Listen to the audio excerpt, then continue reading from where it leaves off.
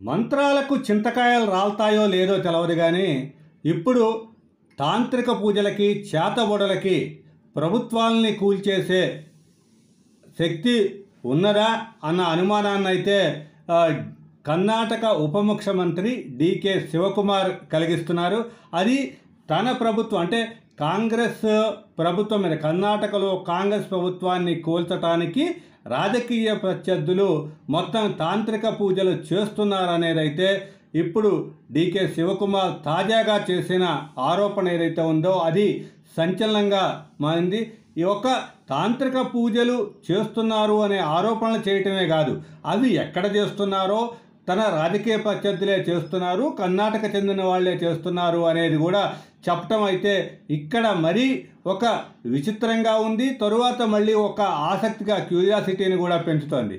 అయితే ఇక్కడ కేరళలో ఉన్న రాజరాజేశ్వరి ఆలయానికి సమీపంలో ఏకాంత ప్రదేశంలో ఈ పూజలు తాంత్రిక పూజలు చేతబడులు తమ మీద తనకి అంటే డికే శివకుమార్ మీదను సిద్ధిరామయ్యకి వ్యతిరేకంగా ఈ తాంత్రిక పూజలు జరుగుతున్నాయనేదైతే ఇప్పుడు శివకుమార్ చేసే ఆరోపణ. దాన్ని నిగ్గు తేల్చాల్సిన బాధ్యతను మాత్రం అంటే ఎవరు చేస్తున్నారనే నిగ్గు తేల్చాల్సిన బాధ్యతను మాత్రం మీడియా మీదే ఆయన వదిలేయటం అయితే అంటే తనకి తెలిసినా కూడా ఆ పేర్లు చెప్పకుండా కర్ణాటకకి చెందిన రాజకీయ ప్రత్యర్థులే ఈ పూజలు చేస్తున్నారు అనేది అయితే చెప్పటం అయితే ఒక ఆసక్తికర పరిణామంగా ఉంది. ఈ శివకుమార్ చేసిన ఆరోపణలు అయితే ఆసక్తికరంగా కూడా ఉన్నాయి. ఇప్పుడు దీంట్లో కేరళలో రాజరాజేశ్వరి దేవాలయానికి సమీపంలో ఏకాంతంగా ఈ పూజలు అయితే తాంత్రిక పూజలు నిర్వహిస్తున్నారు. వీటిని కూడా అఘోరాల చేత వీటిని నిర్వహిస్తున్నారు. దీంట్లో అఘోరాలు తాంత్రికులు వీళ్ళంతా కూడా పాల్గొంటున్నారు.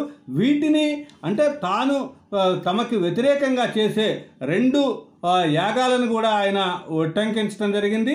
రాజకంటక యాగం, దాంతోపాటుగా మరణ మోహన స్తంభన యాగాన్ని కూడా చేస్తున్నారనేది చెప్పటమే కాకుండా దాంట్లో వాళ్ళు బలివ్వటానికి ప్రయత్నిస్తున్నారంటూ ఒక లిస్టును కూడా ఆయన చెప్పడం జరిగింది.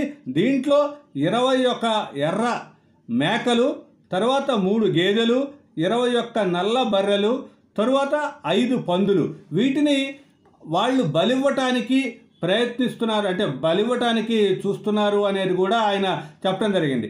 దీంతో అయితే ఇది ఎవరు చేస్తున్నారు ఇన్ని వివరాలు చెప్పిన తరువాత అది ఎవరు చేస్తున్నారు ఏంటి అనే వివరాలను మాత్రం ఆయన వెల్లడించలేదు.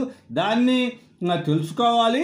అయితే దాన్ని తెలుసుకొని మీడియా ముందుకు ప్రజల ముందు పెట్టాల్సిన బాధ్యత కూడా మీడియాకి ఉందనే దానికి ఆసక్తిగా కూడా ఒక సమాధానం ఇచ్చారు. అయితే తనని ఈ యాగాలు కానీ ఇవి కూడా ఏమీ చేయలేవు, తనకి కూడా ఒక శక్తి ఉంది, పొద్దున్నే కూడా బయటికి వచ్చేటప్పుడు భగవంతుని ప్రార్థించి వస్తాను అని కూడా చెప్పటం అయితే ఆసక్తికరంగా ఉంది.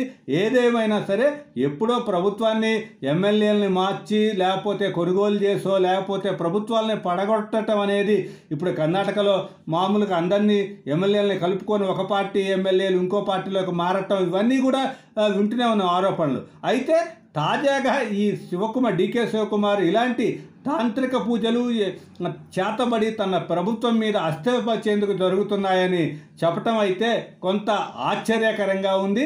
అయితే అలాంటి వాటిని ఆయన ఎందుకు నమ్ముతున్నారు అనేది అయితే ఒక బిగ్ క్వశ్చన్గా చెప్పొచ్చు. ఏదేమైనా సరే డికే శివకుమార్ ఒక ముఖ్యమంత్రి డిప్యూటీ ముఖ్యమంత్రి హోదాలో ఉన్న శివకుమార్ ఈ మేరకు సంచలన ఆరోపణలు అయితే చేయటం అయితే అందరికీ కూడా ఆసక్తిగా మారింది.